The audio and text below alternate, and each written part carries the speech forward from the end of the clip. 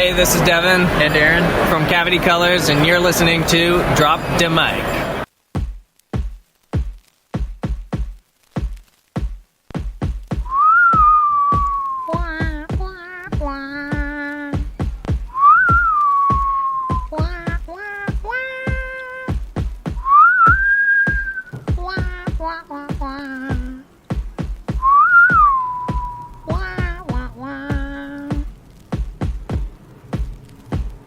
That's good.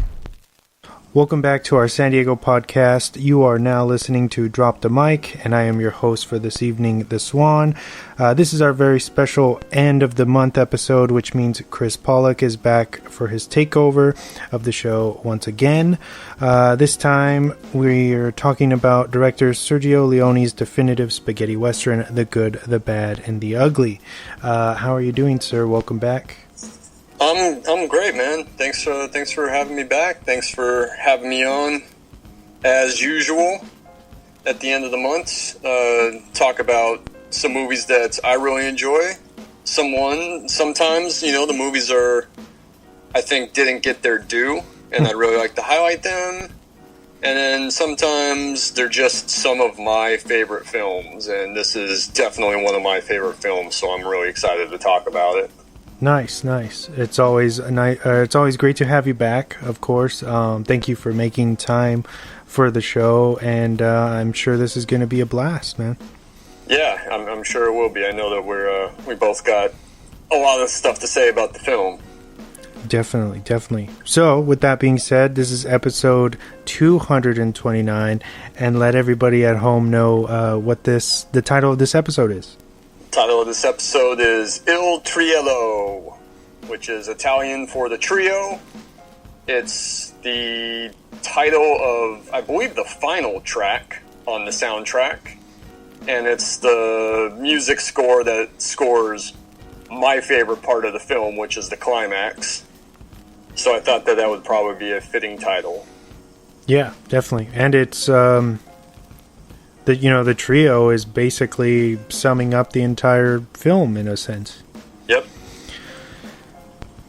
All right. And it's a part where they all kind of come together. 5, 4, 3, 2, 1. And now for the movie focus of the week. Moving on to our main focus, as we said at the top of the show, we're talking about The Good, the Bad, and the Ugly. It's rated R. It's from 1966, if you can believe that. Holy shit! It's a spaghetti western or western. It runs at 2 hours and 58 minutes. Or I guess the extended American cut.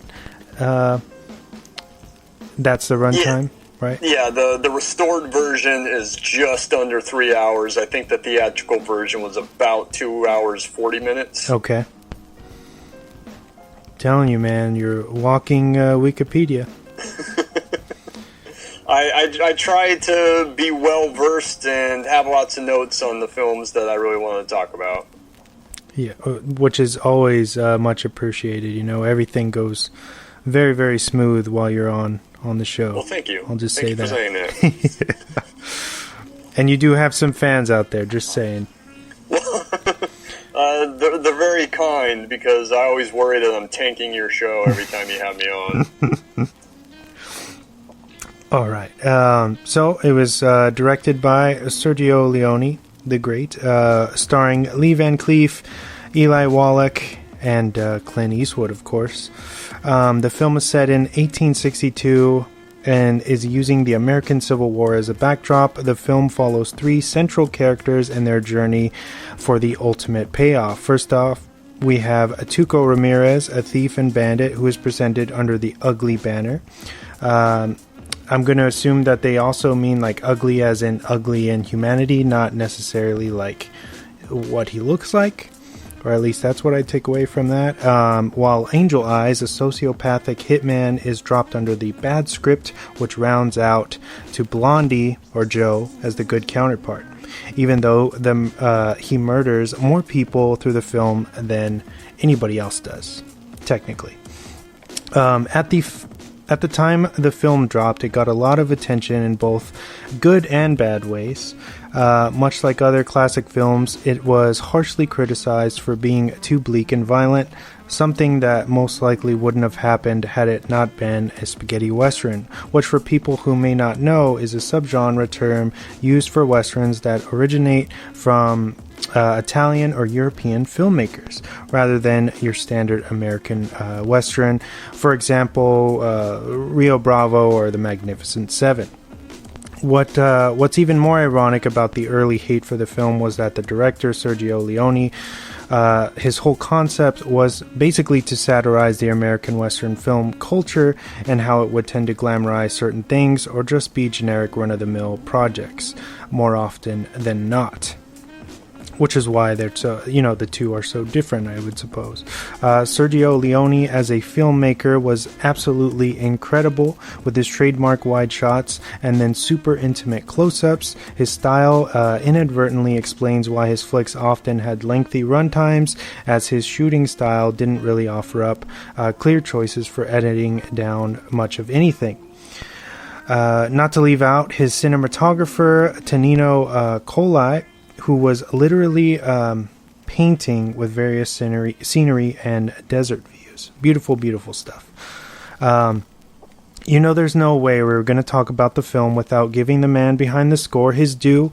Once again, composer Ennio Morricone is arguably what cemented the film's legacy within pop culture until the end of time. This score has been parodied and referenced countless times throughout the years and is so iconic and unmistakable that people who haven't seen the film can usually still recognize exactly where it's from.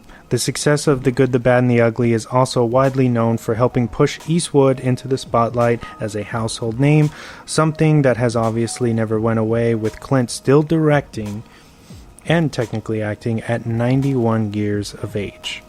In conclusion, this film was the final installment in what has become to be known as the Dollars Trilogy, I believe, and was a box office success, bringing in over $25 million on just a $1.6 million budget.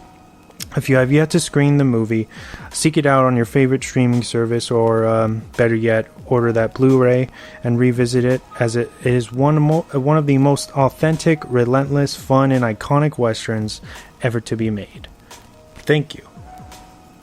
That was good, man. Your write-ups are always very on point. I try, You always cover a lot of ground and just give like a general overview of not only the film, but why the film is important, or why it's interesting, why people should check it out. Even if I haven't seen a movie, usually if you do a good enough write-up on it, it'll make me interested to see it, and you're always good with that. Thanks, dude. That means a lot. I try to bring something original. So, most people, they can just rip off things offline, but I actually sit down and try to compose something that's, organically from me. Mm-hmm. And I think that's what, trying to make, I guess, the show, or set the foreground for every episode with that when we start the main focus, Absolutely. I agree, man. Bravo. But enough about me. This is your episode, your takeover. So please do tell, what does this film mean to you? Do you remember the first time seeing it? And, just tell me a little bit about why this film is so special to you personally. Okay. Basically, the long version is that when my dad was growing up, being a child of the 50s, John Wayne was big, and all the John Wayne movies were being made and seen by everyone, and he was, the one of the most famous people in America, if not the world. So my dad loved all of his movies. So when I was growing up, when I was a young kid, he was always, talking up John Wayne. Let's watch this movie.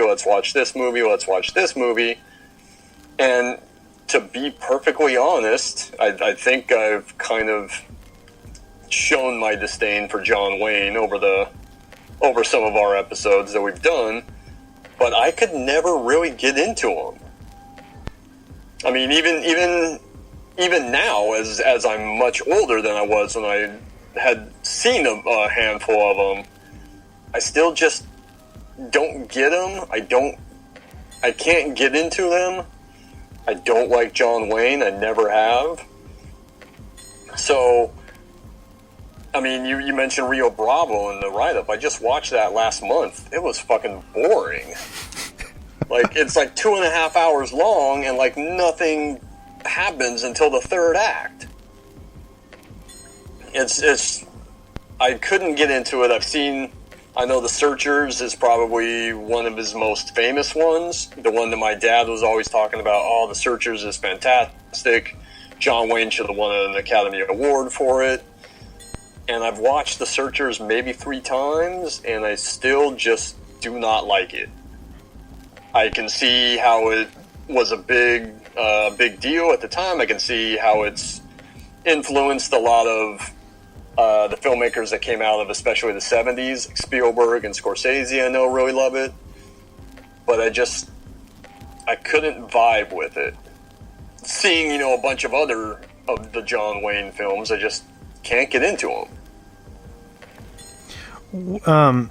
I feel like, much like other stuff, that could be just a generational thing. You know what I mean? Like for example, a lot of people now, they think that the original Carpenter's Halloween is lame or boring, or that there's not enough blood, what have you, because it's all about build up. You know what I mean? And maybe I can rationalize that, or compare, your experience with the John Wayne films as you've already experienced the better, as you were saying last night, you can't watch John Wayne's True Grit and take it seriously anymore because you've already seen the Coen brothers do it right. You know what I mean? In a sense, with the new technology, or just like a better eye. You know what I mean? And I think that's just how, film evolves, and sometimes things don't age the same way. So we don't, you didn't connect with them because you weren't there to experience it firsthand when there was nothing else. Does that make sense? That makes absolute sense. So, you bring up True Grit. I've wrecked it on the show a few months back. I just watched it again yesterday morning, and it's the Coen Brothers version, what we're speaking of. It's awesome. It's amazing. It's such a good movie. He was very close to the novel it's based on. And when that came out,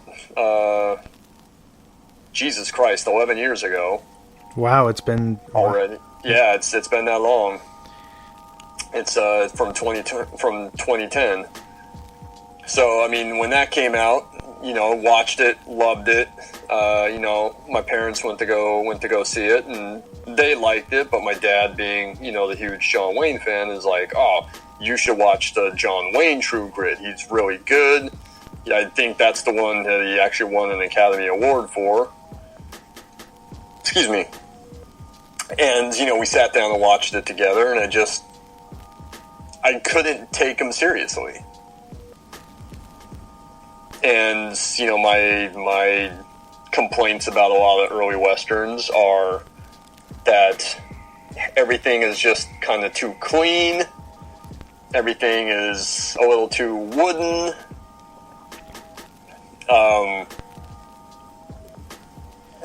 There's clear good guys and bad guys. There's the build up to, the big climax or the big shootout in the end. And that, for the most part, that's not to say that I don't like Westerns from prior to the Leone films. Yes. Because that I love High Noon. I really like The Magnificent Seven a lot. Shane as well, right? Shane, love Shane. You know, that was one that